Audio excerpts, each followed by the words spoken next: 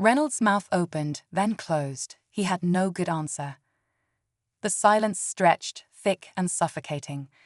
The other kids who had been playing earlier were still there, standing just at the edge of the street, their basketball forgotten. A few of the neighbors had moved closer, not saying anything but not leaving either. Jamal felt his father's hand rest lightly on his shoulder, a silent reassurance that he was safe now. But safe wasn't the same as okay. He didn't feel okay. His wrist still stung where Reynolds had grabbed him, and his stomach twisted with the memory of how quickly everything had happened, how fast his entire world had flipped upside down. Lopez exhaled sharply, his patience thinning. "Reynolds," he said, his tone more direct now, "you need to step away. We'll deal with this properly." Reynolds' jaw tightened. He looked at Harris, then at Lopez, then at the growing number of eyes on him. The tension in his shoulders made it clear he was still trying to figure a way out, still trying to hold onto whatever authority he thought he had. "I was just doing my job," he muttered, but even he didn't sound convinced anymore. Harris shook his head. "No," he said, his voice steady. "You were abusing it." The weight of those words settled over Reynolds like the final verdict, and for the first time, his expression cracked. His eyes darted between Harris and Lopez, and something shifted in his stance, something restless, something unstable. He wasn't ready to go down quietly. Jamal saw it before anyone else, the way Reynolds' hand twitched toward his belt, the way his body tensed like he was about to make a move. And in that split second, everything seemed to slow down. Jamal's breath caught in his throat. He saw it, the quick, almost instinctive motion of Reynolds' hand twitching toward his belt. His father saw it too. In a flash, Captain Harris stepped forward, his voice sharp and commanding. "Don't." The single word cut through the air like a warning siren. Reynolds froze mid-motion, his fingers hovering just inches from his utility belt. His face was tight with frustration, his body tense, as if every instinct was telling him to fight back. But he wasn't just facing a scared kid anymore. He was facing a superior officer, one who wasn't going to back down. Lopez took a step closer, his hand hovering near his own belt, not as a threat but as a precaution. The entire street was silent, the weight of the moment pressing down on everyone. "Reynolds," Lopez said, his voice low but firm, "think very carefully about your next move." Jamal felt his father's hand tighten slightly on his shoulder, steady but protective. He wasn't sure what was going to happen next, but he knew one thing: this wasn't over. Then, just when it seemed like Reynolds might back off, another voice entered the mix. "Captain Harris." A second patrol car pulled up, and out stepped Lieutenant Marshall, one of the highest-ranking officers in the precinct. His sharp eyes scanned the scene, quickly assessing the tension, the way everyone stood frozen in place. "What's going on here?" he asked, his voice carrying authority. Harris turned to him, but before he could speak, Reynolds took his chance. "Sir, there's been a misunderstanding," Reynolds said quickly, his voice suddenly steadier. "I was just trying to ensure neighborhood safety and Captain Harris." "Stop," Harris cut in, his patience wearing thin. "We both know that's not what happened." Marshall's gaze flickered between them before settling on Jamal, who was still gripping his sore wrist. Something changed in his expression. "Inside," Marshall ordered. "All of you, now." Jamal's stomach tightened. This wasn't just going to end on the street. Whatever came next was going to happen behind closed doors, where words carried consequences. Inside the station, the air was thick with unspoken tension. The fluorescent lights buzzed softly, casting a cold glow over the room where Captain Harris, Reynolds, Lopez, and Lieutenant Marshall now stood. Jamal sat in a chair against the wall, his legs swinging slightly, trying to act like he wasn't nervous. He knew his father had things under control, but this felt different. This wasn't just about him anymore. Marshall crossed his arms and turned to Reynolds. "Let's get this straight. You put your hands on a child. You escalated a situation that didn't need escalating. And now you expect me to believe this was all a misunderstanding." Reynolds clenched his jaw, but the confidence he had earlier was gone. "Sir, I—" "You what?" Marshall pressed, his voice razor-sharp. "Thought no one would notice. Thought you could handle it your way." Reynolds didn't answer. He didn't need to. The silence said it all. Harris exhaled, shaking his head. "How many times, Reynolds?" His voice was quieter now, but heavier. "How many times have you done this before and walked away like nothing happened?"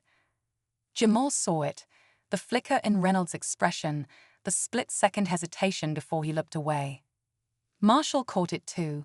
His face darkened as he turned to Lopez. "Check his file. Now." Lopez nodded and quickly stepped out of the room. Reynolds shifted on his feet, his breathing slightly uneven. "Come on, this is ridiculous," he muttered. "I was doing my job." Marshall's eyes narrowed. "Your job?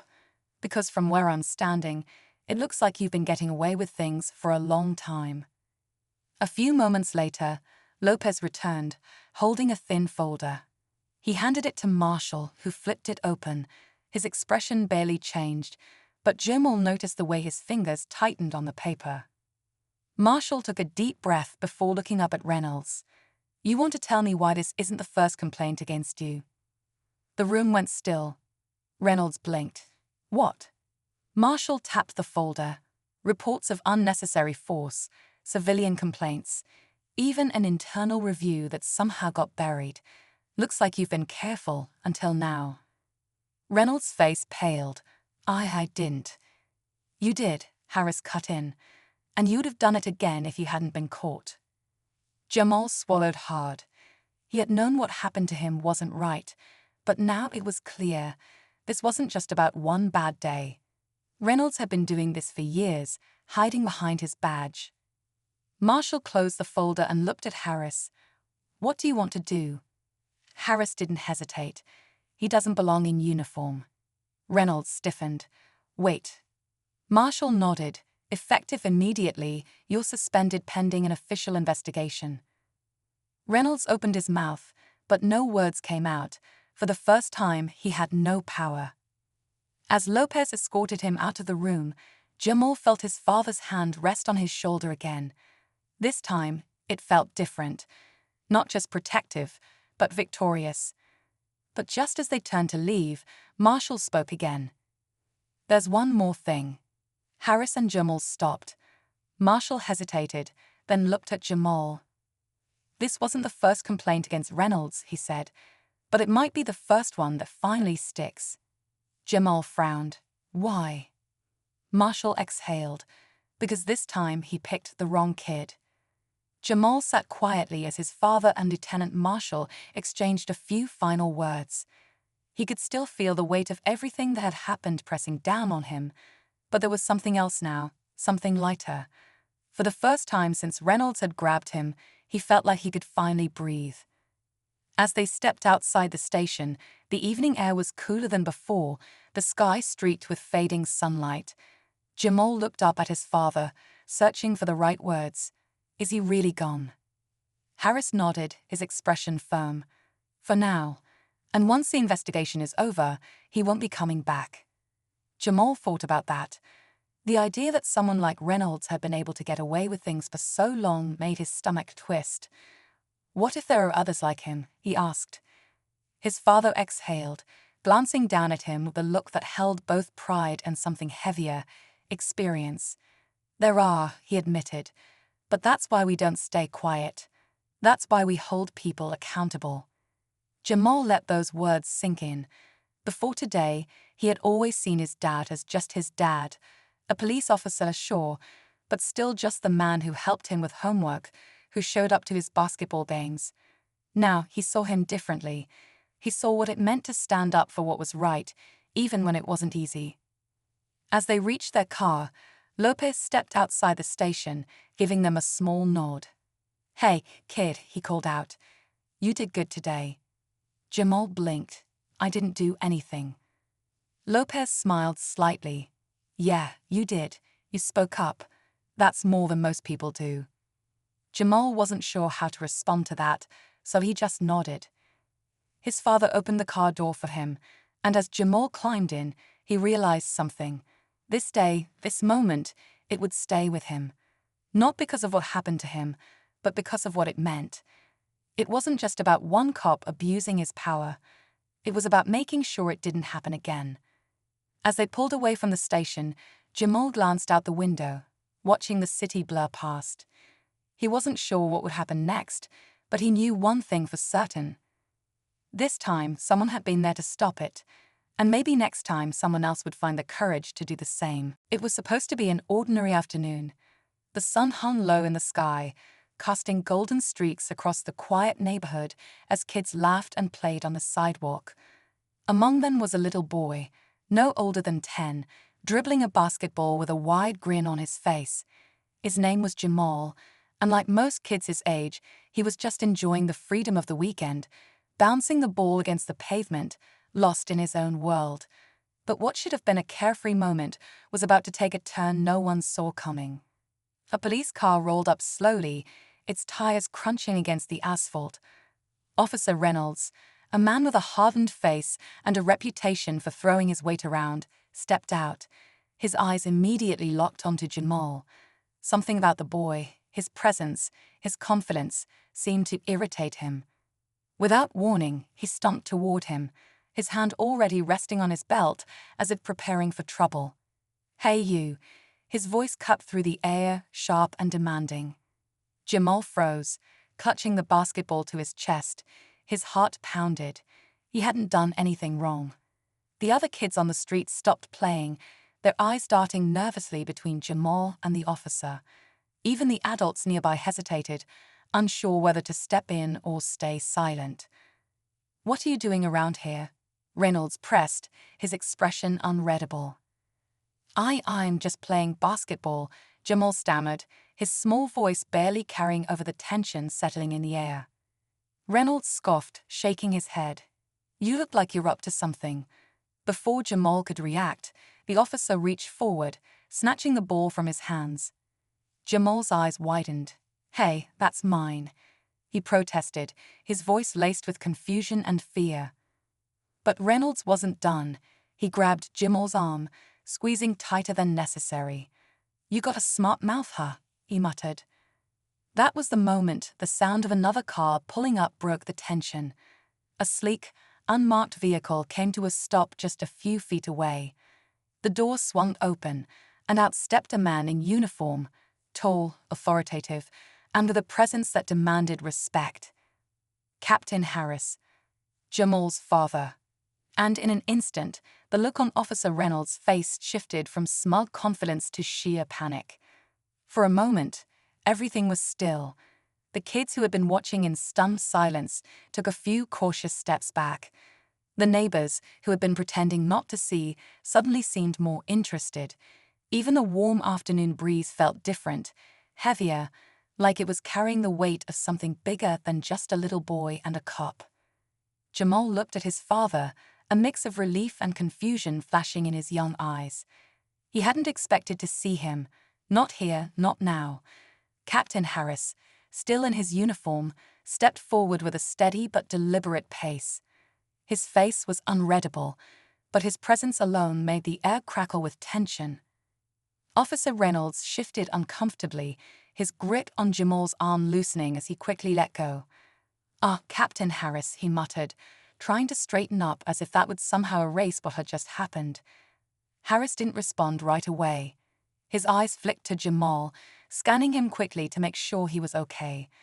The boy rubbed his wrist where Reynolds had grabbed him, his expression still shaken but trying to stay strong.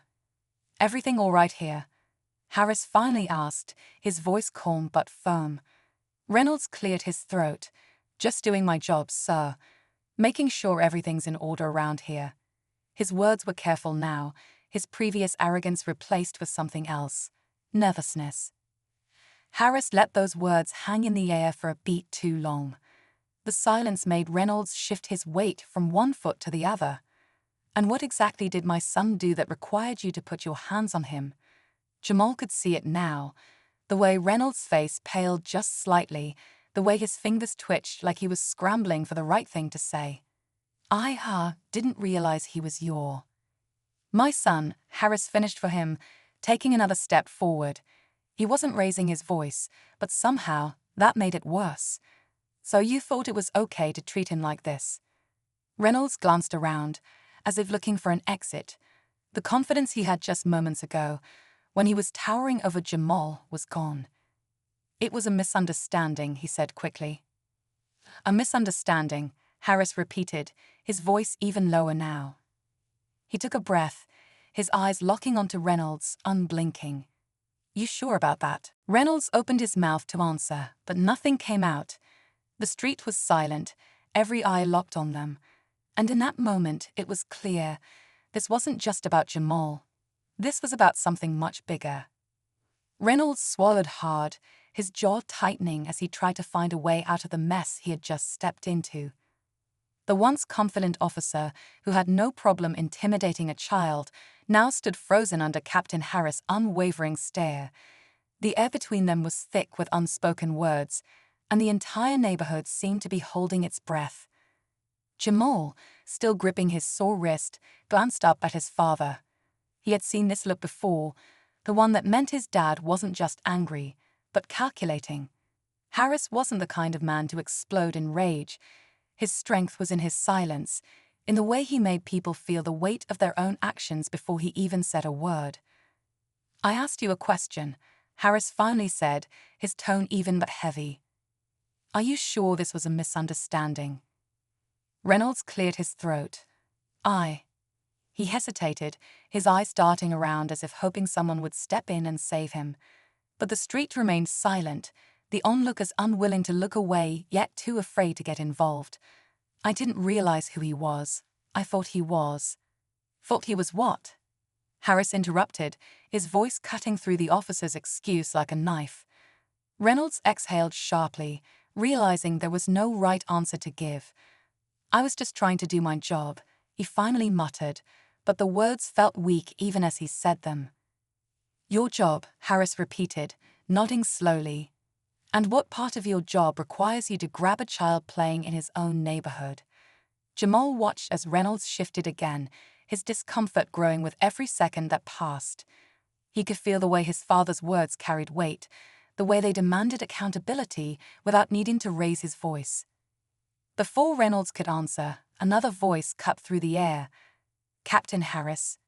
Everyone turned to see another officer approaching, Sergeant Lopez. He had been Harris' colleague for years, and unlike Reynolds, he carried himself with a quiet confidence that came from experience, not intimidation. He had likely just arrived, judging by the way his eyes flickered between Reynolds and Jamal, quickly piecing together the situation. Everything all right here? Lopez asked, though the way he was looking at Harris suggested he already knew the answer. Harris exhaled through his nose, his gaze lingering on Reynolds for a beat longer before finally turning to Lopez. Depends, he said simply. What do you do when you find out one of your officers is abusing their badge? Lopez's expression tightened slightly, but he didn't look surprised. We handle it, he said, his voice firm. Reynolds' head snapped toward Lopez. Come on, Sarge. Lopez held up a hand, silencing him. Not here, he said. Not like this. For the first time, Jamal saw real fear in Reynolds' eyes. This wasn't just about what he had done to him, it was about everything else. How many times had Reynolds done something like this before, but no one had been there to stop him? How many kids had walked away without someone to stand up for them? Harris glanced down at Jamal, his expression softening for just a moment before he looked back up at Lopez. Then let's handle it. Reynolds opened his mouth to protest, but nothing came out. The weight of his actions was finally settling in, and there was nowhere left to run. The street felt smaller now, like the walls of an invisible courtroom were closing in around Officer Reynolds. His face was stiff, his hands twitching at his sides, but his usual confidence was gone. He knew he was in trouble, real trouble. And for the first time, there was no badge, no authority, no easy excuse that could shield him. Jamal stood close to his father, his heartbeat still uneven from everything that had happened. He could see the way people were watching, Their faces a mix of curiosity, concern, and something else. Recognition. Because this wasn't just about him. It was about all the times someone like Reynolds had done this before, when no one had been there to stop it. Lopez's voice was calm, but firm. "We need to talk, now." Reynolds shook his head slightly, still clinging to whatever power he thought he had left. "Sarge, I don't think you're seeing this clearly," he muttered, his voice lower now, almost desperate. "This is getting blown out of proportion. I thought the kid was." Harris stepped forward before he could finish, his presence alone forcing Reynolds to take a half step back. "You thought he was what?" His voice was quiet, but there was something dangerous beneath the calm, something that made Reynolds' face tighten.